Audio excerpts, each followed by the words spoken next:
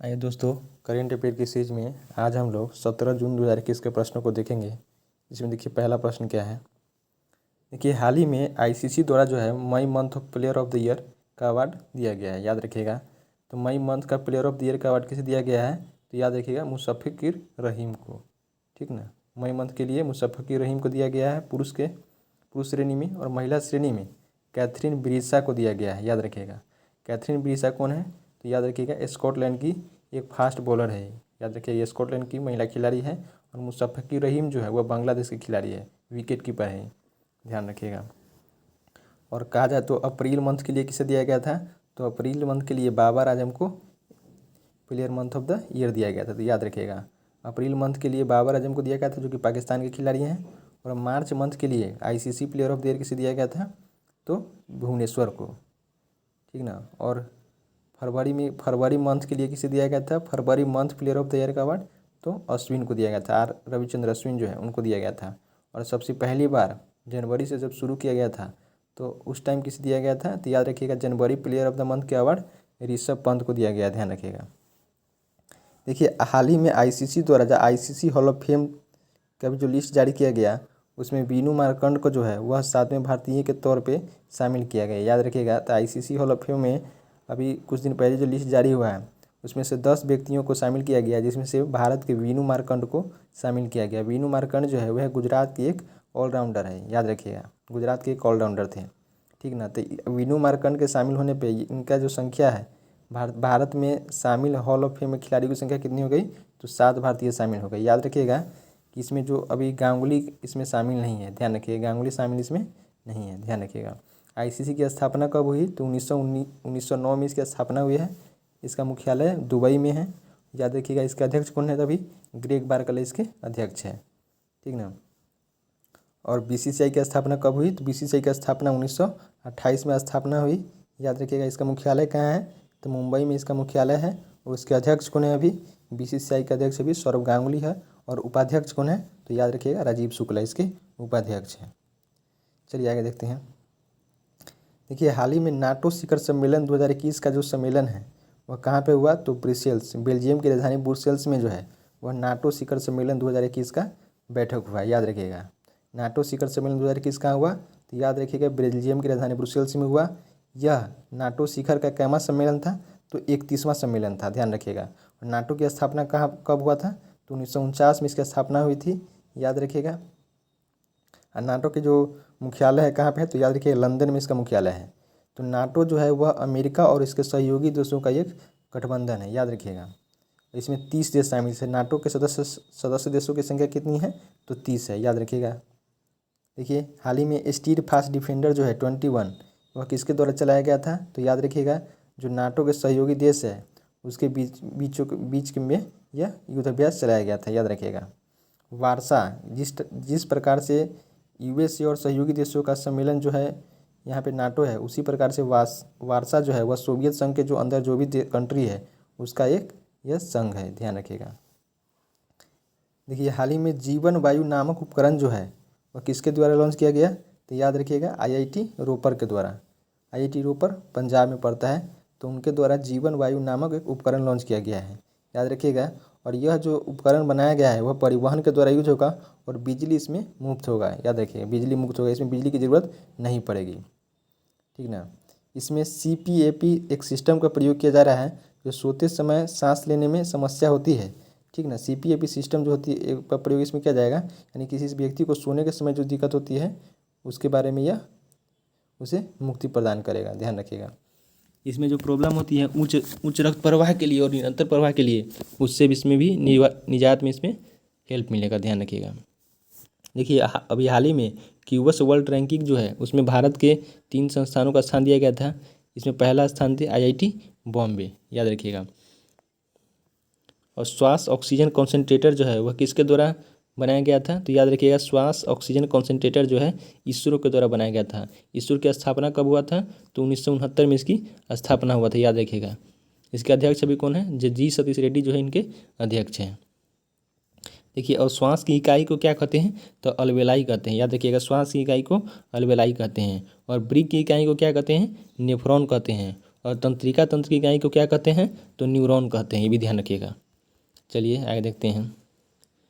देखिए हाल ही में एक पुस्तक लॉन्च किया गया, होम इन द वर्ल्ड। याद रखिएगा, होम इन द वर्ल्ड जो है वो एक पुस्तक लॉन्च किया गया किनके द्वारा, तो अमर्त्य सेन के द्वारा लॉन्च किया गया।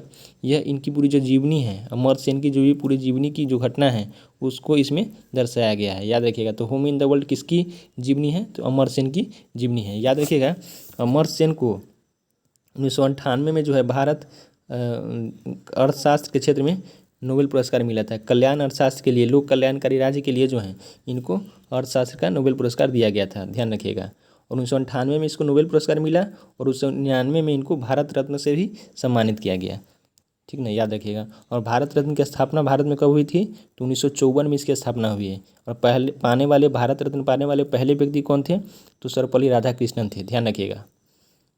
और दूसरे अर्थशास्त्री थे अभिजीत बनर्जी, जिनको 2019 में नोबेल अर्थशास्त्र के क्षेत्र में प्रदान किया गया, ये भी ध्यान रखिएगा। देखिए कुछ पुस्तक है, जैसे माइंड मास्टर, ये किनके द्वारा लिखा गया है, तो विश्वनाथन आनंद के द्वारा लिखा गया है, ध्यान रखिएगा। द प्रोमिस जो लैंड है वह बराक ओबामा के द्वारा लिखा गया है। असगी बेन जो है वह डगलस स्टुअर्ट के द्वारा लिखा गया है, ये भी ध्यान रखिएगा। द डिस्कम्फर्ट ऑफ इवनिंग जो है वह मारिके लुकास रीजनेबल्ड के द्वारा लिखा गया, मारिके लुकास रीजनेबल्ड के द्वारा, जो कि कहाँ के हैं, नीदरलैंड के रहने वाले हैं, ध्यान रखिएगा। देखिए at night all blood is किन के द्वारा लिखा गया है, याद रखिएगा, डेविड डायूब के द्वारा लिखा गया है। वुहान डायरी जो है, वुहान डायरी किसके द्वारा लिखा गया, तो फांग फांग के द्वारा लिखा गया है, ये भी ध्यान रखिएगा। चलिए आगे देखते हैं। देखिए हाल ही में एक पाइरोक्सिया लालजी नाम का एक कॉफ़ी की एक नई प्रजाति खोजा गया है, याद रखिएगा। तो पहला बात इसमें याद रखिएगा कि पाइरोस्टिया लालजी जो है वह क्या है, तो यह कॉफ़ी की एक नई प्रजाति है। कहाँ पे पाया गया है, तो अंडमान निकोबार में यह कॉफ़ी की प्रजाति पाई गई है, याद रखिएगा। जो कॉफ़ी की जो नई प्रजाति पाई गई है उसकी लंबाई कितना है, तो 15 मीटर उसका लंबाई है, याद रखिएगा। और इसको रेड डाटा बुक में भी शामिल कर लिया गया है, चूँकि यह लुप्त के कगार पे है इसीलिए इसको रेड डाटा बुक में शामिल कर लिया गया है, याद रखिएगा। हाल ही में देखिए अभी मैक्स 1407 भी एक मिली थी, ठीक ना। वह मैक्स 1407 जो है वह क्या है, तो याद रखिएगा सोयाबीन की एक नई प्रजाति है, ठीक ना। और कॉफ़ी के जो बागान होते हैं उसको ब्राज़ील में क्या कहते हैं, फेजेंडा कहते हैं, ध्यान रखिएगा। ब्राज़ील जो है विश्व में पूरा कॉफ़ी सबसे ज़्यादा कहाँ पे होता है, तो ब्राज़ील में होता है। और भारत में पूछा जाए कि कॉफ़ी सबसे ज़्यादा कहाँ पे होती है, तो कर्नाटक में, ध्यान रखिएगा। देखिए अंडमान निकोबार में एक अभी जो द्वीप पड़ता है बैरन ज्वालामुखी, अंडमान निकोबार में एक सक्रिय ज्वाला, भारत में सक्रिय ज्वालामुखी एक ही तो है, वो है बैरन ज्वालामुखी। वो कहाँ पड़ता है, तो याद रखिएगा अंडमान निकोबार में, ध्यान रखिएगा। देखिए अंडमान निकोबार में भी वीर सावरकर जो राष्ट्रीय उद्यान है वो भी अंडमान निकोबार में ही है, ये भी ध्यान रखिएगा। और साउथ बटन जो पार्क है, भारत का सबसे बड़ा पार्क जो है साउथ बटन पार्क, वो भी कहाँ पे है, तो याद रखिएगा अंडमान निकोबार में ही है। और भारत का एकमात्र सक्रिय ज्वालामुखी कौन है, तो याद रखिए एक बैरन ज्वालामुखी है, जो कि कहाँ पाया जाता है, अंडमान निकोबार में, ध्यान रखिएगा। और जो अंडमान निकोबार का जो हाई कोर्ट है वो कहाँ पे है, तो याद रखिएगा अंडमान निकोबार का जो हाई कोर्ट है वह कोलकाता हाई कोर्ट में ही पड़ता है, यानी कि अंडमान निकोबार का हाई कोर्ट कहाँ पे है, तो कोलकाता में ही इसका हाई कोर्ट पड़ता है, ध्यान रखिएगा। चलिए आगे देखते हैं। देखिए टोक्यो ओलंपिक के लिए ताइक्वांडो के क्षेत्र में, ताइक्वांडो एक खेल होता है, उसमें क्वालिफाई करने वाले पहले भारतीय कौन बन गए हैं, तो याद रखिएगा टोक्यो ओलंपिक में ताइक्वांडो में क्वालिफाई करने वाले पहले भारतीय कौन बने हैं, तो याद रखिए अरुणा तेवर, अरुणा तेवर को इनमें शामिल किया गया है। तो टोक्यो ओलंपिक के लिए ताइक्वांडो में क्वालिफाई करने वाली कौन बनी है, तो अरुणा तेवर, ध्यान रखिएगा। अरुणा तेवर को इसमें शामिल किया गया। अरुणा तेवर जो है टोक्यो ओलंपिक के लिए क्वालिफाई की हैं, ध्यान रखिएगा। और टोक्यो ओलंपिक जो अबकी बार होने वाला है उसका यानी कि शुभंकर क्या है, तो याद रखिएगा मिराई तोबा इसका शुभंकर है, ठीक ना। और पैरा ओलंपिक भी होने वाले हैं टोक्यो में 2021 में ही, तो उसका यानी कि थीम क्या है, तो याद रखिएगा उसका शुभंकर जो है उसका हो जाएगा सोमैटी इसका शुभंकर है पैरा ओलंपिक का, जबकि टोक्यो ओलंपिक होगा उसका शुभंकर क्या है, तो मिराई तोबा, ध्यान रखिएगा। देखिए देवेंद्र झाझड़िया जो है वह अपंग खिलाड़ी है, यानी कि विकलांग खिलाड़ी है। इनका संबंध किससे है, तो भाला फेंक से इनका संबंध है, ध्यान रखिएगा। और यह 2 गोल्ड मेडल जीत चुके हैं। जो पिछला बार जो मेडल हुआ थी ओलंपिक हुआ था उसमें 2 बार ये मेडल जीत चुके हैं, ध्यान रखिएगा, ठीक ना।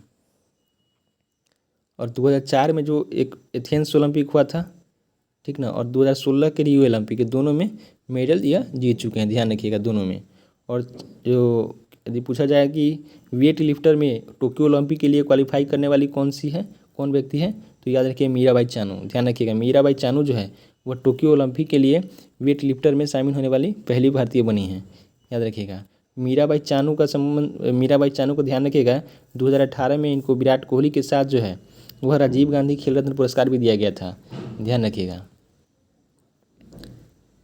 चलिए आगे देखते हैं। इससे पहले देखिए, और यदि पूछा जाए घुड़सवार में शामिल होने वाले तो कौन है, फवाद मिर्जा हो गए। और यदि पूछा तलवारबाजी के लिए टोक्यो ओलंपिक में शामिल होने के लिए कौन है, तो याद रखिएगा भवानी सिंह, ठीक ना, ध्यान रखिएगा। और यदि पूछा जाए कुश्ती के लिए, तो कुश्ती के लिए कौन है, बॉक्सिंग के लिए कौन हो गए, तो याद रखिएगा विनेश फोगाट जो है टोक्यो ओलंपिक के लिए क्वालिफाई करने वाली पहली महिला बनी थी। और बॉक्सिंग के लिए तो याद रखिएगा मैरी कॉम जो है वो क्वालिफाई की हैं। चलिए अगला क्वेश्चन में देखते हैं। देखिए हाल ही में medicines from the sky project चलाया गया है, याद रखिएगा medicines from the sky project, यह किसके द्वारा चलाया गया है, तो याद रखिएगा फ्लिपकार्ट के द्वारा यह चलाया गया है, फ्लिपकार्ट के द्वारा चलाया गया है। और तेलंगाना यानी याद रखिएगा तेलंगाना सरकार ने फ्लिपकार्ट की मदद से यह योजना को चलाएगा, याद रखिएगा। कौन सा योजना का नाम क्या है, तो याद रखिए medicines from the sky project. यह मेडिसिन यानी आकाश के द्वारा जो है ड्रोन के हेल्प से जो है इसमें यानी कि मेडिकल दवाइयों का जो है वह सुविधा जल्द से जल्द पहुंचाया जाएगा। तो ध्यान रखिएगा medicines from the sky project के द्वारा कल तेलंगाना सरकार ने फ्लिपकार्ट के साथ गठबंधन की है। इसके द्वारा क्या होगा कि फ्लिपकार्ट जो है वह तेलंगाना सरकार को ड्रोन की सहायता से तत्काल मेडिकल सहायता प्रदान करेगा, ध्यान रखिएगा। चलिए दोस्तों, करेंट अफेयर की सीरीज में आज इतना ही। थैंक यू, धन्यवाद।